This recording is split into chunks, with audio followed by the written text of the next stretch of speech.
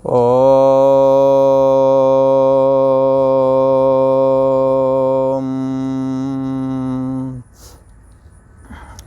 श्री योग वासिष्ठ के उत्पत्ति प्रकरण में श्री वशिष्ठ जी महाराज बोले, हे राम जी, जैसे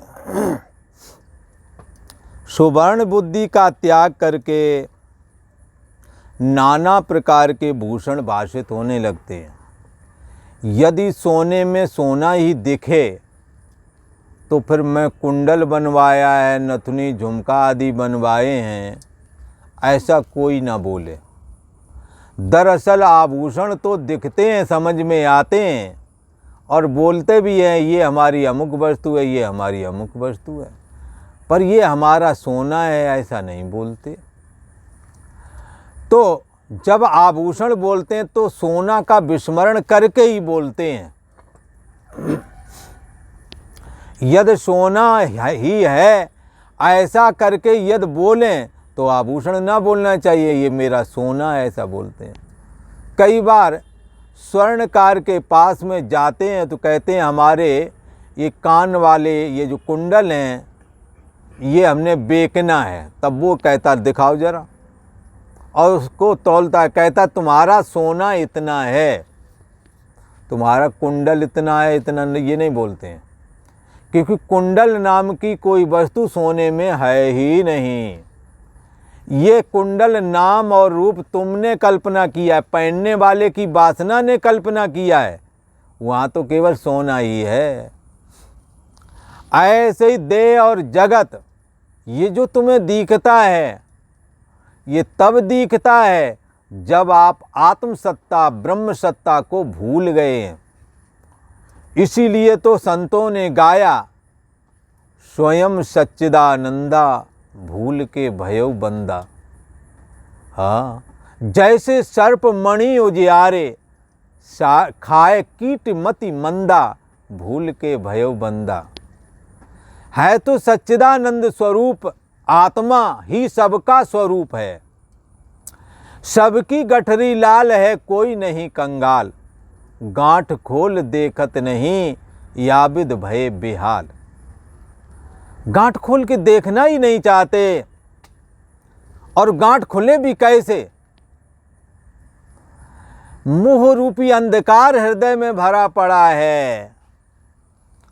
जीव हृदय तम मोह विशेषी, छूटे ग्रंथि किमि पर न देखी। ये गांठ दिखाई नहीं पड़ती है कि तुम्हारी अपनी वासना ही, तुम्हारी अपनी कामना ही तुम्हारे को दुखी कर रही हैं। यहाँ कोई किसी को सुखी दुखी नहीं कर रहा है, लगता है उसके द्वारा दुख प्राप्त हुआ है, परंतु उसने जो दुख दिया तुम्हारे कर्मों के अनुसार दिया है।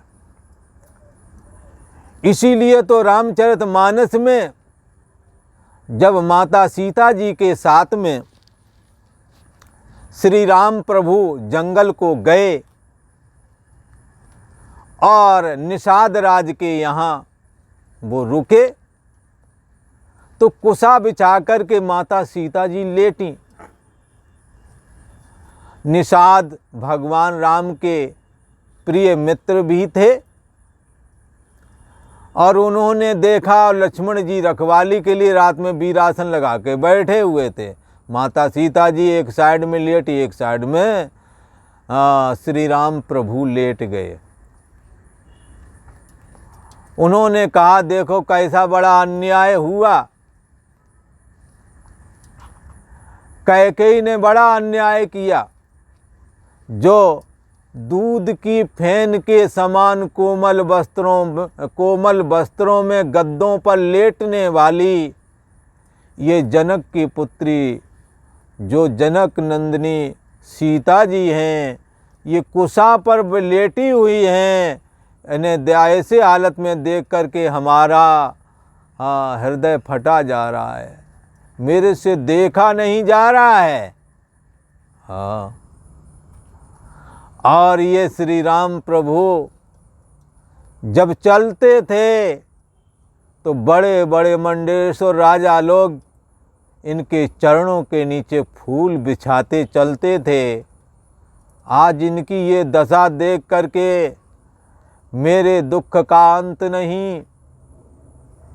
तो लक्ष्मण जी ने कहा, यद्यप लक्ष्मण जी ने जब जंगल जाने के लिए राम जी तैयार थे, पता लगा वनवास का वरदान मांगा है माता कैकेयी ने और राजा दशरथ ने, जो उनके पिता हैं, वो वरदान दिया है, तब तो वो बड़े कुपित हो गए। कहने लगे मैं अपने पिता को भी कुछ नहीं समझता, मैं बंदी बना लूँगा, ऐसा वैसा पता नहीं क्या कुछ कहा। तो जो कि बड़ा क्रोधित होकर के कहा, पर क्रोधित होकर के बोला गया वचन यथार्थ नहीं माना जाता है। ये बात लक्ष्मण जी ने बताई है। जब निषाद ने ये कहा तो कहने लगे, कोई नहीं काऊ कर सुख दुख कर दाता, निजकृत कर्म भोग सब भ्राता। कौन कह रहा है? लक्ष्मण जी कह रहे हैं, जो कभी वहाँ पर राजमहल में ये कह रहे थे, पिता ने ये जो गलत काम किया, मैं उनके गलत काम का सपोर्ट नहीं करता, और पता नहीं क्या क्या बोले हैं ये, और कैकेयी ने गलत किया, ये सब बातें बहुत क्रोधित होकर बोले, और कहते इनकी वजह से सब ये हुआ है। आज क्या कह रहे हैं? जब चित्त शांत है, क्या कह रहे हैं? कोई नहीं काऊ कर सुख दुख कर दाता, निजकृत कर्म भोग सब भ्राता। अरे भाई, भगवान राम के मित्र है ना, इसलिए लक्ष्मण जी उनको भाई बोलते हैं। अरे भाई, कोई किसी को सुखी दुखी नहीं करता, निजकृत कर्म भोग सब भ्राता। अरे भाई, ये सब अपने अपने कर्मों का फल है, ऐसा समझ करके हमने अपने कर्मों को गलत नहीं होने देना है बंधुओं। कर्ता के द्वारा किया गया कर्म कर्ता के पीछे चिपका हुआ चला जाता है। जैसे किसी को सेंट लगा दो तो खुशबू साथ में चली जाती है। ऐसे ही जो तुमने शुभ और अशुभ कर्म किए हैं, अवश्यमेव भोक्तव्यम कृतम कर्म शुभाशुभम न भुक्तम क्षीयते कर्म कल्प कोटि शतैरपि। चाहे 100 कल्प क्यों ना बीत जाएं, आपके द्वारा किया गया कर्म आपको ही भोगना होवेगा। इसलिए है निषाद राज तुम दुखी मत हो। ये हम लोगों के किसी जन्म में किए हुए कर्मों का ही फल है जो हमें मिला है। कोई किसी को सुखी दुखी नहीं करता। सबके अंदर परमात्मा विराजमान है। ये जब अहम वेदना खड़ी होती है, मैं हूं, और मैं हूं के साथ में देह जुड़ा हुआ होता है, और देह से होने वाली चेष्टा या तो अच्छी होवेगी या गंदी होवेगी, उसी को कहते हैं या तो निषिद्ध होवेगी या विहित होवेगी। निषिद्ध चेष्टा नरक ले जाने वाली है। साधु महात्मा निषिद्ध कर्म नहीं करते। निषिद्ध कर्मों का तो त्याग परमात्मा की प्राप्ति की इच्छा रखने वाले को पहले ही कह दिया जाता है कि जीवन में कोई भी निषिद्ध कर्म तुमने अब कभी नहीं करना। कर्म जो भी करना है वो शुभ करना है, ऐसे कर्म करना है जिससे कि दूसरे का भला हो। इसलिए आसक्ति और फल की इच्छा से रहित होकर के अपने कर्मों को करना चाहिए, क्योंकि ये तुम्हारे द्वारा किया गया कर्म तुम्हारे अंतःकरण में ऐसे ही चिपक जाता है जैसे देसी घी जिस डिब्बे में रखा होता है, उस डिब्बे से घी निकाल लो और फिर डिब्बा लेकर के खाली लेकर के कहीं जाओ। जब डिब्बे को खोलोगे तो उसमें घी की खुशबू फिर आती है, जबकि घी अब उसमें नहीं है।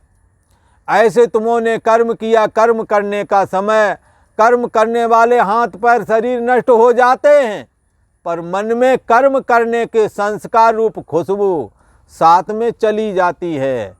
इसलिए कर्मों के लिए तो हमेशा सचेत रहना चाहिए। जब अहम वेदना उठती है तो अहम वेदना में साथ में कर्तापन भी उठता है। और जब आप कर्म करोगे तो कर्म करते समय यदि निषिद्ध कर्म कर दिया अथवा अच्छा कर दिया, दोनों ही कर्म तुम्हें ही भोगने पड़ेंगे। कोई तुम्हारा कर्म चाहे 100 कल्प क्यों ना हो बीत जाए, सोच रहे होगे अब हमें नहीं भोगना पड़ेगा, ना, ऐसा नहीं है। ईश्वरी विधान बड़ा टूट है। एक ही उपाय है कर्मों से बचने का कि भिद्यते हृदय ग्रंथि, हृदय की गांठ कट जावे। और हृदय की गांठ है जीव भाव वाली। ये दुर्लभ ब्रह्म ज्ञान के द्वारा ही जीव की गांठ कटती है। भगवान की भक्ति करके जब भगवत दर्शन होता है तब ये हृदय ग्रंथि कट जाती है।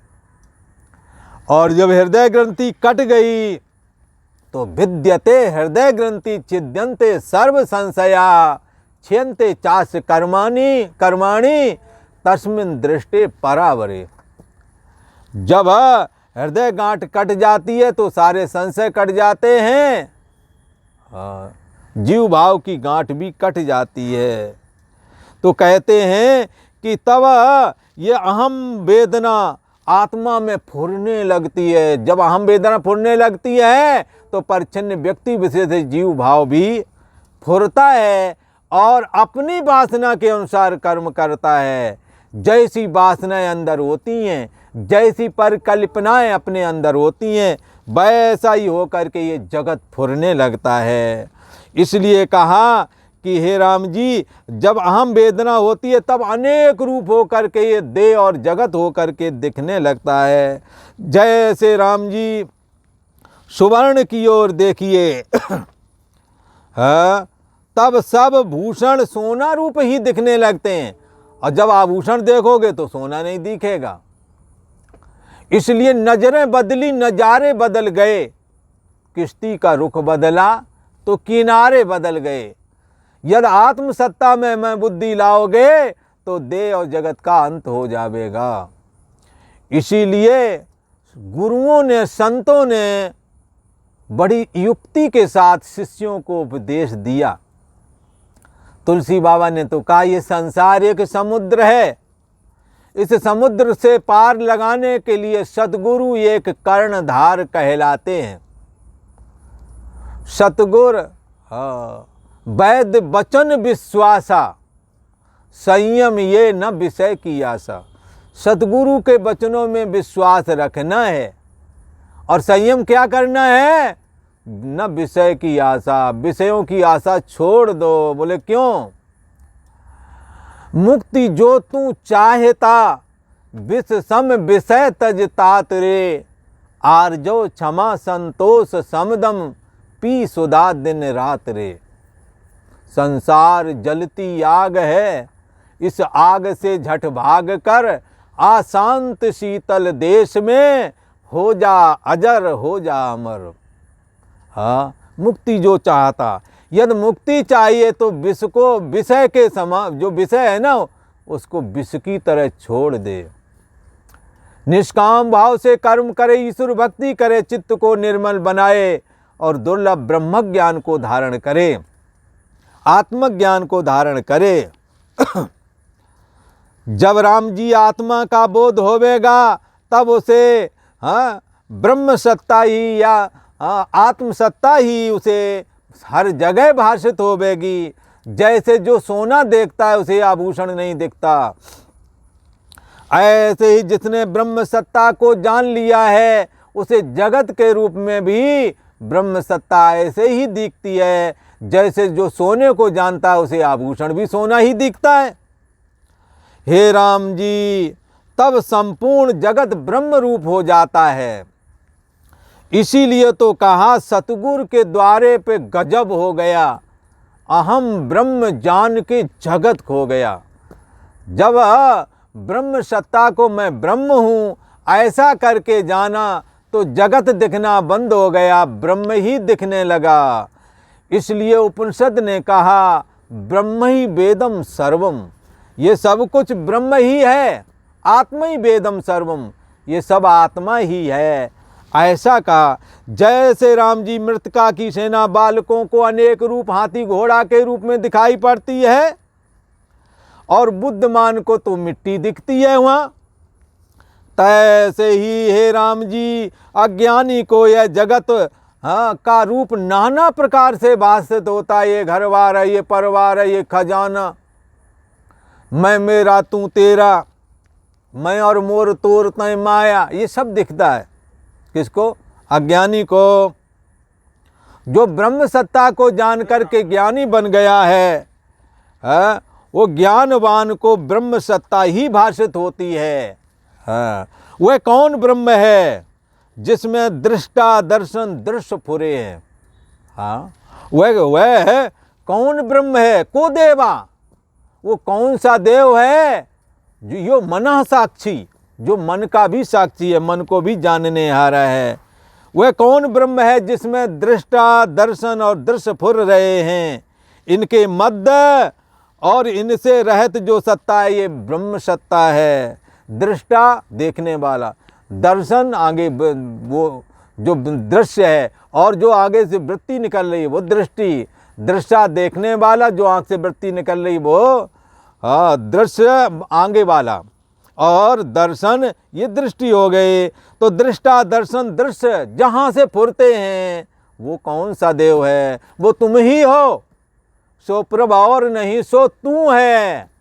यो बुद्धि पर तस्तु सा, जो बुद्धि से परे है वो ब्रह्म सत्ता ही है। इनके मध्य इनसे रहत दृष्टा दृष्टा दर्शन और दृश्य, इनके मध्य में ब्रह्म सत्ता है। इनसे रहित भी ब्रह्म सत्ता है। हाँ, वह ब्रह्म सत्ता हमारा आपका सबका अपना निज स्वरूप है। इसलिए तद विज्ञेहा, इस ब्रह्म सत्ता को जानना चाहिए, समझना चाहिए। तो आज इतना ही। आगे का प्रसंग आपको आगे वाले एपिसोड में सुनने को मिलेगा। ओम।